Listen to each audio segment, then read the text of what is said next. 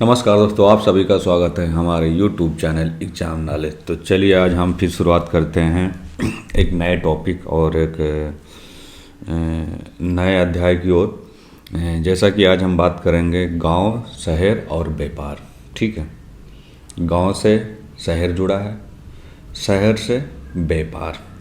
ठीक है, गांव के लोग ही जाकर शहर में बस रहे हैं तो शहर बन रहा है, शहर और गांव से ही लोग व्यापार कर रहे हैं। ठीक है, तो कुल मिलाकर देखा जाए गांव, शहर और व्यापार, इन तीनों का एक ही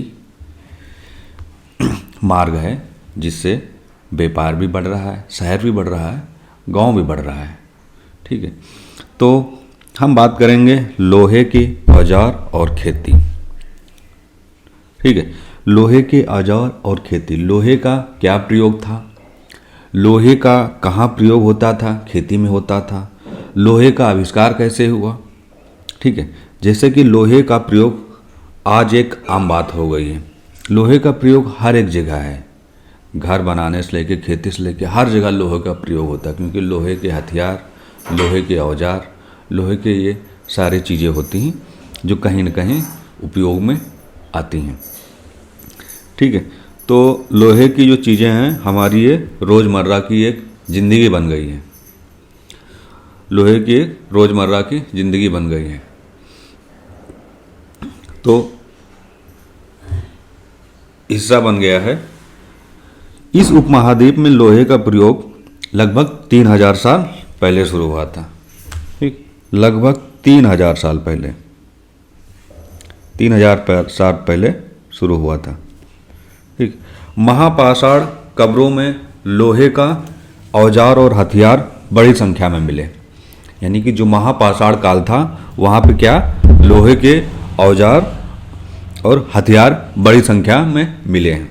तो इससे ये पता लगता है कि आज से 3000 साल पहले भी लोहे का प्रचलन और लोहे का आविष्कार हो चुका था, जिससे कब्रों की खुदाई, खेती, पशुपालन के जरिए से खेती की जाती थी, पशु का चारा, तो इन्हीं सब चीज़ों से मिलता जुलता हुआ है।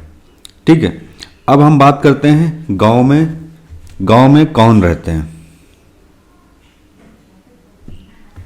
गांव में कौन रहते हैं। जैसे कि देखा है कि गांव में अधिकांश लोग, हमारे जो पूर्वज लोग होंगे, बड़ी बड़ी कहानियां सुनाते हैं, बड़े बड़े चर्चे होते हैं कि गांव की एक अद्भुत कला, गांव की जो एक मिट्टी है, उस मिट्टी की सुगंध ही एक अलग है। जो खुशबू हमारे गांव की मिट्टी में मिलती है वो शहर में नहीं मिलती है। शहर सिर्फ एक शहर रह गया है, गांव आज भी गांव है। गांव की जो रूपरेखा है, गांव का जो एक वातावरण है, उसकी कभी कोई शहर, कभी कोई चीज़ें नहीं भरपूर, पर जो चीज़ें हमें गांव में मिल जाती हैं वो शहर में कभी देखने को नहीं मिलती हैं। ठीक है, तो दक्षिण तथा उत्तरी हिस्सों में अधिकांश गांव में कम से कम 3 तरह के लोग रहते थे। कम से कम 3 तरह के लोग रहते थे। जैसे कि तमिल क्षेत्र में बड़े भूस्वामियों रहते थे, बेल्लाला साधारण हलवाहों को उड़वार और भूमिहीन मजदूर दास, कैडी सियार और अदमई कहलाते थे। यानी कि बेल्लाला साधारण और हलवाहो उड़वार और भूमिहीन मजदूर कैडी सियार और आदमई कहलाते थे। तो ये 3 प्रकार के लोग हैं जो गांव में जुड़े रहते थे। हलवाहो जो पशुपालक, जो खेती पाती करते थे, वो एक तरीके से भूमिहीन मजदूर भी होते थे, क्योंकि उनके पास भूमि नहीं होती थी तो मजदूरी करते थे गांव में जाके, किसी के खेत में, किसी के पशुपालक, पशु का अपना देख रेख करना, तो ऐसी चीज़ें होती थी। ठीक है, अब देश के उत्तरी हिस्से में गांव का प्रधान व्यक्ति ग्राम भोजक कहलाता था। यानी कि आजकल भी वो परंपरा चली आ रही, जो गांव का एक मुखिया होता है, जैसे कि कहीं मुखिया साहब बोलते हैं, प्रधान जी तो अब तो ट्रेंडिंग में चलता है प्रधान जी का। तो पहले मुखिया होते थे, तो वो मुखिया जी क्या करते थे, गाँव की देख रेख करते थे, गांव में क्या समस्या है, बिजली, पानी, सड़क, तो ये सब सारी चीज़ें मुखिया जी करते थे और आज भी करते आ रहे हैं। हालांकि ये परंपरा भी गांव में है, शहर में ये मुखिया जी का जो काम है ये ख़त्म हो गया। अब तो पार्षदी ये सब सारी चीज़ें आ गई, नगर निगम जहाँ जहाँ शहर जा रहा। तो कहीं न कहीं जो गांव थे आज वो शहर होते जा रहे हैं, जो गांव थे वो शहर होते जा रहे हैं, और शहर की जो वर्चस्व है, जो संख्या, वो शहर की और लिप्त होते जा रहे हैं। लोग गांव से शहर भाग रहे हैं और शहर के लोग गांव जाना चाहते हैं। तो कहीं न कहीं धीरे धीरे जो हमारी जो गांव की जो एक परंपरा थी, एक गांव की जो एक भूमि की जो एक मिट्टी थी, वहाँ का एक अद्भुत ही नज़ारा होता है। ठीक है, अब हम बात करते हैं सिक्कों की। ठीक है, जो सिक्के हैं, सबसे पुराने सिक्के आहत, ये आहत सिक्के थे जो करीब 500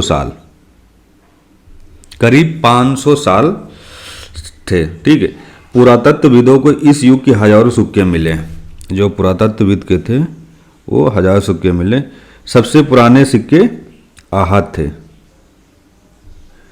जो करीब 500 साल चले। इसका चित्र नीचे दिए गए चांदी के तांबों के सिक्के पर होते हैं। आहत सिक्के सामान्यतः आयताकार और कभी कभी वर्गाकार, यानी कि गोलाकार भी होते थे और आयताकार भी होते थे। जो धातु की चादर होती थी उसको काटकर बनाया जाता था। ठीक है, सिक्कों पर कुछ लिखा हुआ नहीं था, यानी कि सिक्कों एकदम प्लेन थे, कुछ चिन्ह ठप्पे थे बनाए जाते थे। ये आहत के सिक्के कहलाते थे, यानी कि जो सिक्के होते थे आहत के, उस पर कुछ लिखा हुआ नहीं होते थे, वो सिर्फ किसी न किसी तरीके के कोई चित्र बना देते थे। तो वो वही एक सिक्का था जो आहत सिक्के के रूप में जान जाते थे। ये सिक्के उपमहाद्वीप के लगभग अधिकांश हिस्सों में पाए जाते थे। ठीक है, तो ये हो गया हमारा आहत सिक्के। अब हम बात करते हैं नगर। ठीक है, नगर जो है लगभग 2500 साल पहले, लगभग 2500 साल पहले से भी ज़्यादा अगर हम नगर की बात करेंगे तो एक मथुरा एक ऐसा महत्वपूर्ण केंद्र था जहां मूर्ति कला का अद्भुत केंद्र था। आज भी वो धार्मिक चीज़ों से जाना जाता है मथुरा केंद्र। तो मथुरा एक महत्वपूर्ण केंद्र था जिसमें इसमें अनेक मंदिर और मथुरा में बेहतरीन मूर्तियों का केंद्र था। मथुरा में बेहतरीन मूर्तियों का केंद्र था जो लगभग 2000 साल पहले मथुरा में कुषाणों की दूसरी राजधानी बनी। यानी मथुरा जो थी वो कुषाणों की दूसरी राजधानी बनी। मथुरा एक धार्मिक केंद्र भी था, है, आज भी है। यहाँ पर बौद्ध विहार और जैन के मंदिर भी मिले हैं भी अभी भी। तो मथुरा कृष्ण भक्ति का एक महत्वपूर्ण केंद्र है, यानी कि जो मथुरा केंद्र है यहाँ पे बौद्ध विहार और जैन के भी मंदिर हैं और मथुरा एक कृष्ण भक्ति का अद्भुत केंद्र है और आज भी लोग मथुरा जाते हैं। मथुरा में अनेक मूर्तियों के अभिलेख मिले जो स्त्रियों तथा पुरुषों द्वारा मठ के मंदिरों के दान का उल्लेख करते हैं। मथुरा में मूर्तियों के मिले जो स्त्रियों और पुरुषों द्वारा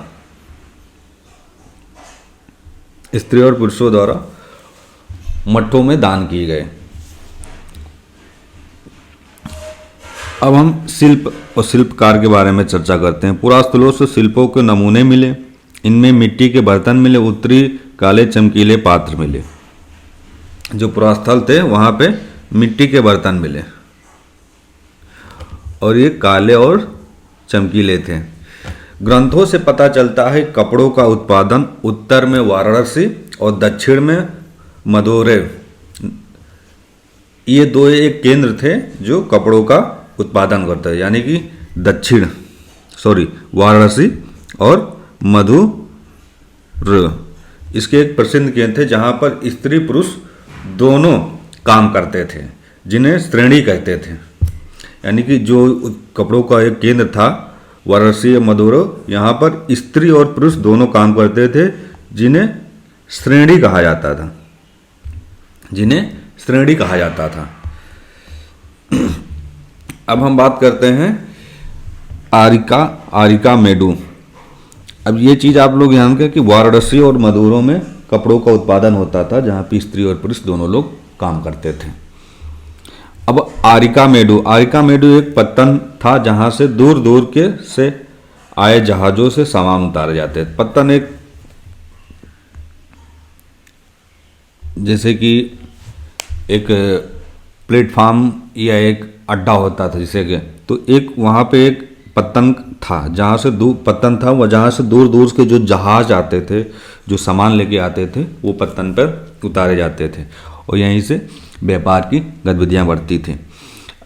तो व्यापार की बात करें, दक्षिण भारत में सोना, मसाले, खास तौर पर काली मिर्ची तथा कीमती पत्थरों के लिए प्रसिद्ध था। दक्षिण भारत, अगर हम दक्षिण भारत की बात करें तो दक्षिण भारत सोना, मसाले और काली मिर्च की कीमतों तथा कीमती पत्थरों के लिए प्रसिद्ध था। काली मिर्च रोमन साम्राज्य में, जो काली मिर्च थी वो रोमन साम्राज्य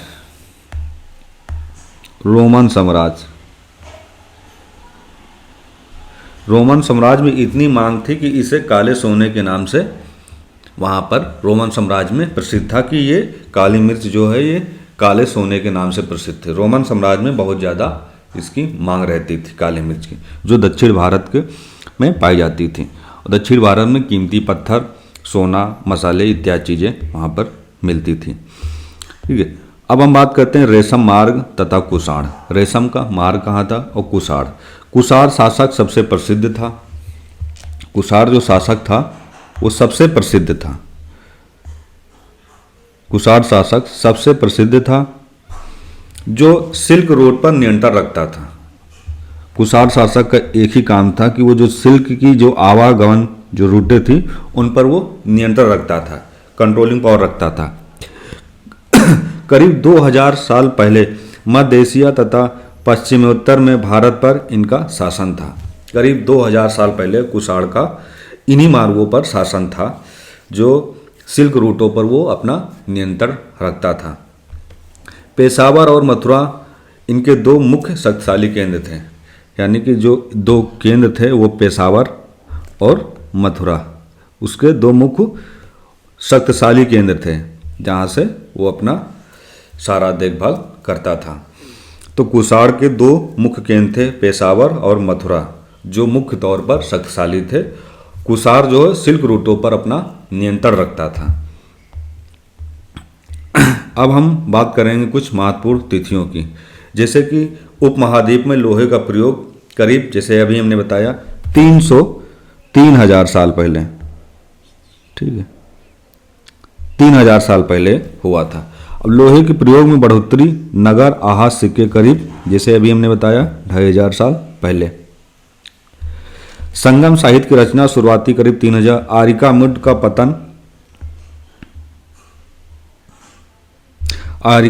मेडू का पतन करीब 2200 से 1900 साल के पहले की बात है। ठीक है, अब बात करते हैं रेशम बनाने की कला की खोज लगभग 7000 साल पहले हुई थी। ये चीज़ आप लोग को याद रखना है। रेशम बनाने की जो कला थी लगभग 7000 साल पहले खोजी गए थे। चोल, चेर तथा पांडु लगभग 2300 साल पूर्व होते थे। अब यहाँ पे देखो, जो अभी हमने बताया कि रोमन साम्राज्य में रेशम की बढ़ती मांग को लेकर रोमन के जो सम्राट थे कुषाण, वो अपना नियंत्रण पाने के लिए दो शक्तिशाली केंद्र पेशावर और मथुरा पर कंट्रोलिंग रखते 2000 साल पहले थे। कुषाण शासक था वो कौन था? कनिष्क लगभग 1900 साल पहले का है।